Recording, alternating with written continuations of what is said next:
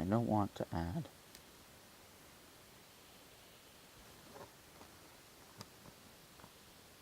Wait a minute.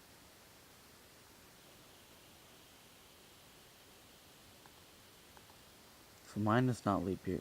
So I want minus leap year days. I want to remove all the days involved in a leap year.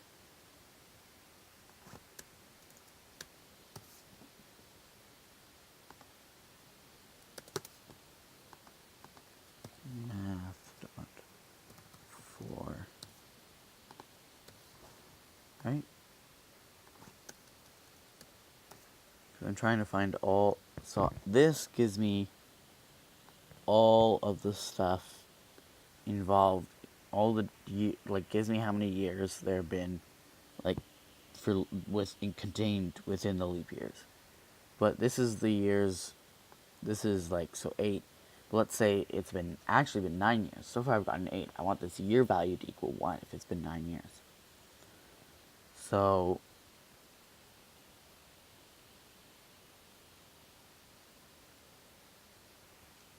that would give me the number of leap years.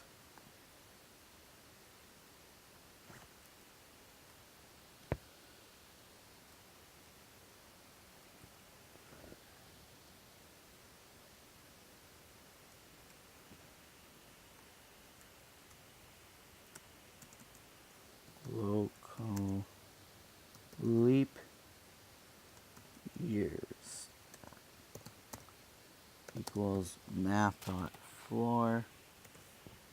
So I can, this is just equal to leap years. Days divided by 161, or 1,161. That gives me the leap years. But I want the, so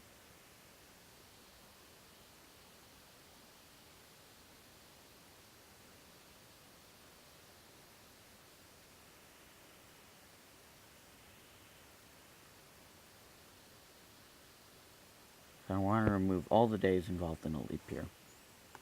So that would give me the number of leap years. So now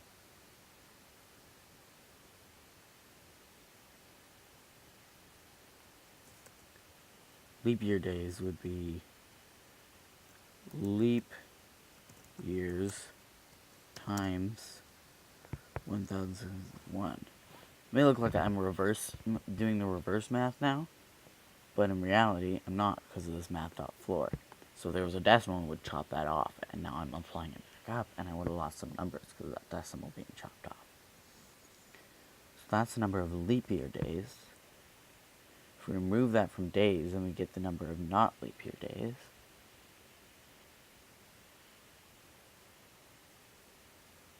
But the number of leap year days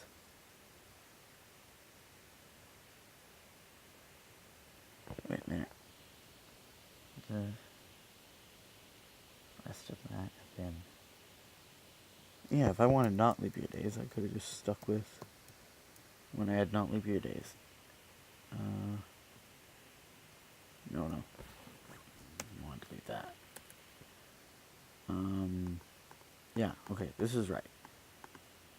So not leap year days removed from days isn't what I want. I want to do not leap year days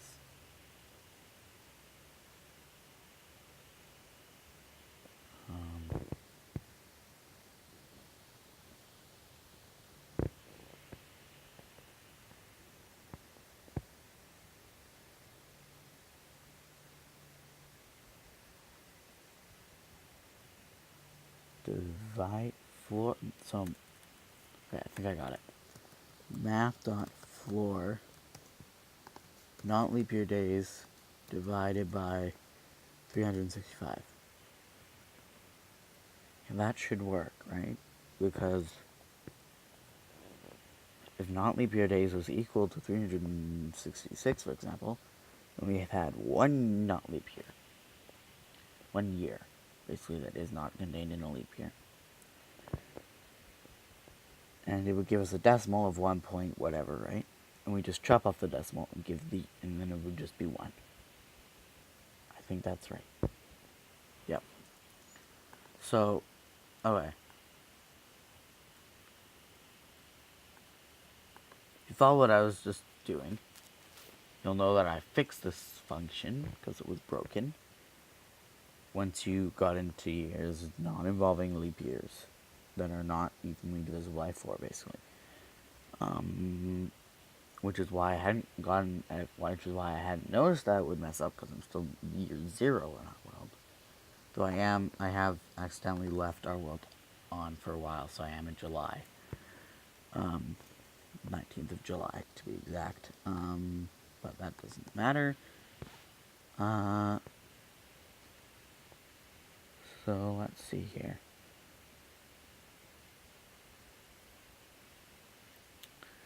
So then I return math.floor of years. So because I'm doing division, there's a good chance I've got some decimals. So just floor that. And then floor days divided by that would give you the number of leap years that have passed. So you can use that for math when you're doing your things. So this returns numbers. So print and term.write and all that is compatible with numbers, so you don't need to worry about that. But yeah, I returned it as numbers so you can do some math. Up here, I didn't want to return as numbers because I wanted to be able to put like the 0, 7 to make it all be 2 digits. Here, I didn't care as much about that because I really needed to use this year function in my month function and my days function and my day function, which actually, now that I think about it, that year function isn't that simple. There's a little bit of complicated math in it. But I can barely fit the month function on here. It's long enough. But now, let's get into months. So, we have a table with the months lengths here, and a table with the month lengths in a leap year here. Notice the only difference is February, right? And then we get the days, os.day. We get the years and the leap years from year. And we get the yearless days by doing days minus leap years minus years times that much. That's not right. Leap years times 6. No, that is right. No, never mind, sorry. Because years is all the years, including the leap years. So we have 3, 6, 5. So if it was 2 or whatever, right? And then leap years is the number of leap years that there have been so far. So if for every leap year in here, we subtract an additional 1, which would be equivalent to doing that, right? So that works. So basically, this gives us the days without years, and month, which right now to begin with we are just setting to 0. And then we're doing for loop for every month. And if years is if it is a leap year, which is what this means. So like if the rest of years divided by 4 is equal to 0, meaning if it's evenly divisible by 4, then it will go through here and it will do if yearless days, so the number of days without the year, not without the month, so it could still be like more than 30 or more than 31, is greater than or equal to 1, and it is smaller or equal to 29, then return months M, meaning it would go way up here, and it would do whatever one it's at, whichever one it's at, and it will return it's this month. Meaning if it was April, it would return it that it was April. If it was its fourth time going through. That may not make sense to you guys yet, but basically if it was the first month, it would reply January. Jan. When it referenced the table. That's what it would get. And then it returns M, which is this. So it returns the number if you want to do math. So it returns a string with the little abbreviated name of the month, as well as a number for if you want to do some math with your month, which I mostly use in the day of June, which is why I put that on there, so I could use it. But if it isn't within 1 to 29, then you check if it's within 1 to 30. And why I check if it's within 1 to 29 first is because 29 is the smallest number in a leap year for the length of a month. So that's just making sure that that the highest day in February during a leap year month is 29. And then it checks 30, and then it checks 31. Same process. Returns same things. So if it is the 30th day, wait a minute.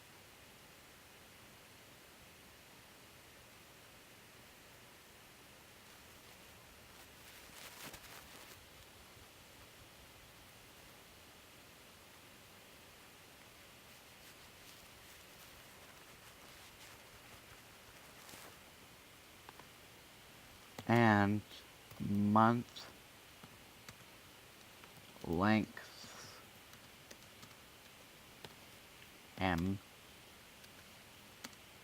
is equals 30, or is greater than or equal to 30. Because if it's February and it's the 30, and it says, and the year stays is set to 30, and it's February, and it's running through its second time. Oh, never mind, it will catch it there. You're right. No, it won't. No, it won't.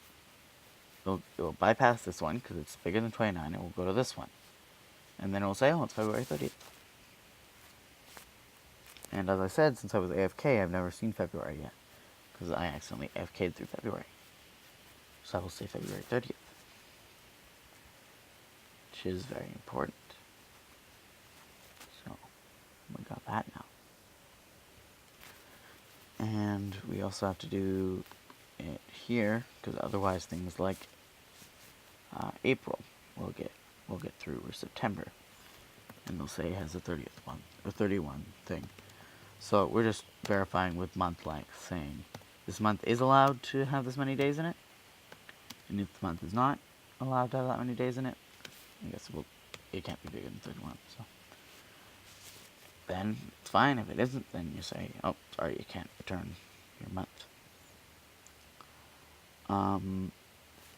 And then it will go to here, since the else we don't do right now. So actually, I'll go through the else. If it is not evenly divisible by 4, then it does the same thing. So actually, I should add and month lengths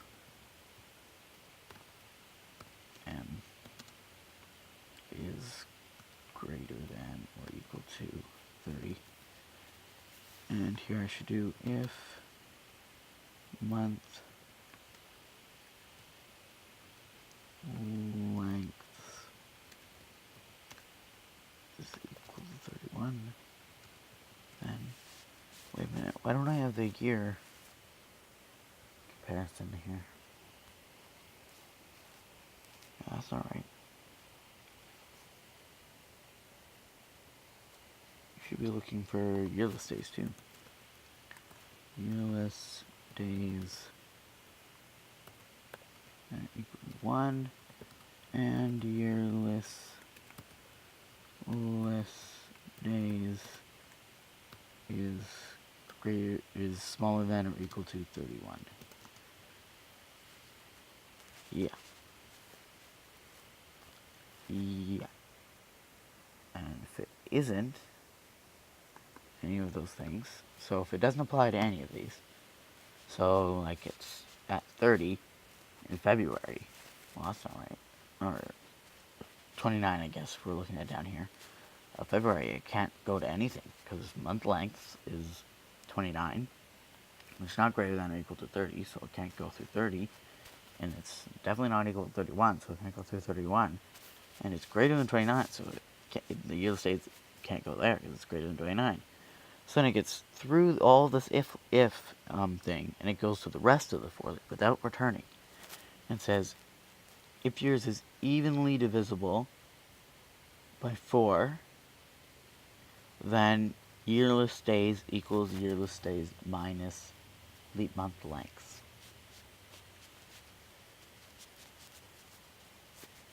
So basically, if it went through this whole thing without finding a month that it applies to, because the yearless days was too big, say it was like 60, because it's in February, or because it's in March, or no, February, the last day of February, then we go through there one time without finding anything, so then we need to subtract away from leap month lengths, or yearless day, or if it isn't a leap year, then just regular month length. And then we'll run through again and see if it changes. And that is the month one, really. It's a lot of for loops, mostly. But yeah, that's the functions for months. Now let's do the functions for days, or the function for days. So obviously, since we're calculating the day, we need to do os.day. So we need to get our years and our leap years. We need to get our S month, it stands for string month, and our month. We need to get our month length, which I didn't make a public or global table. So that one I had to redeclare in the day, the day thing. And then end month. Wait a minute, what's end month for?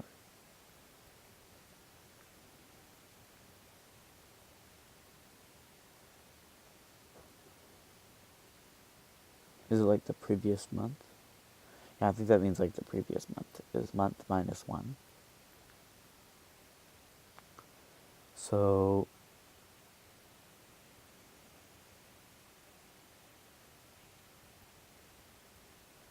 days equals days minus leap years minus years. So same thing again there.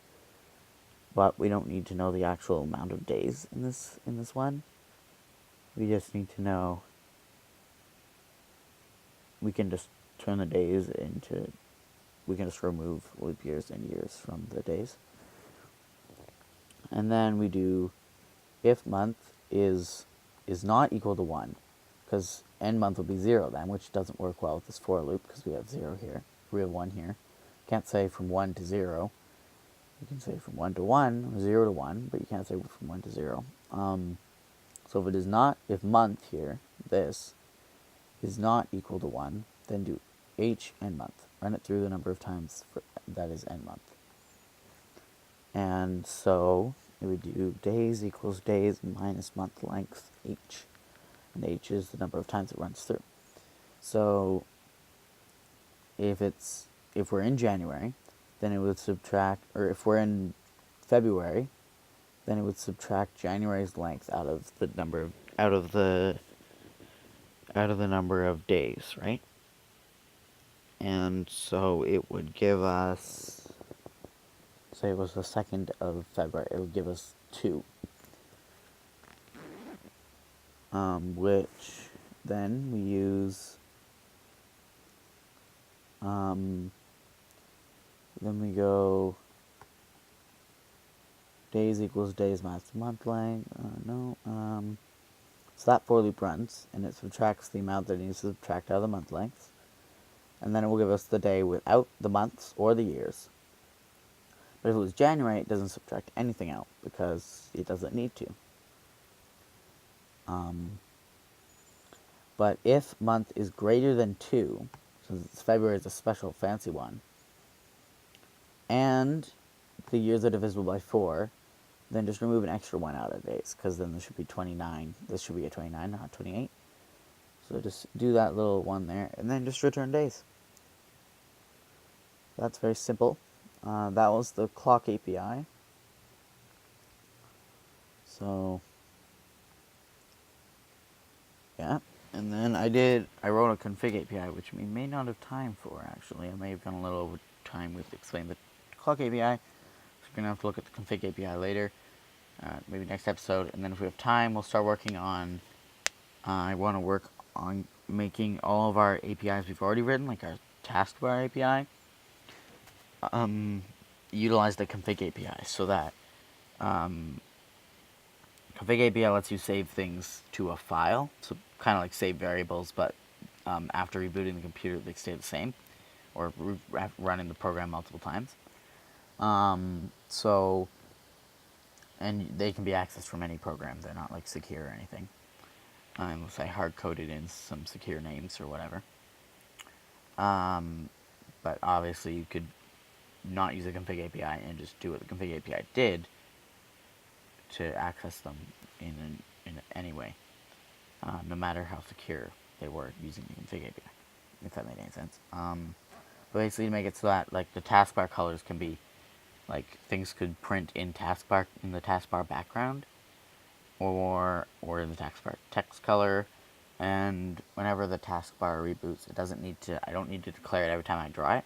I can just say draw taskbar, and if a color wasn't given, it would just use whatever the variables were for taskbar background and taskbar text color, using the config for an example, or like the text color, like getting whether or not the cursor is blinking.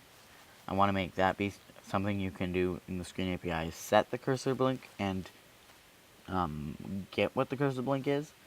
And there's no function for getting this cursor blink in term API, so you need to use config for that. There is for getting the text color and all that, so I wouldn't need to use a config for that.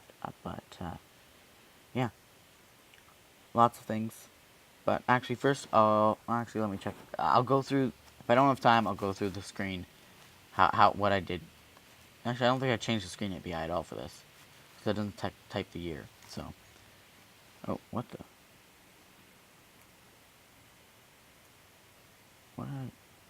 What is that? Apparently Alt R prints that weird thing. So it's the 20th of July. So if I have more time, then great. If I don't, then bye.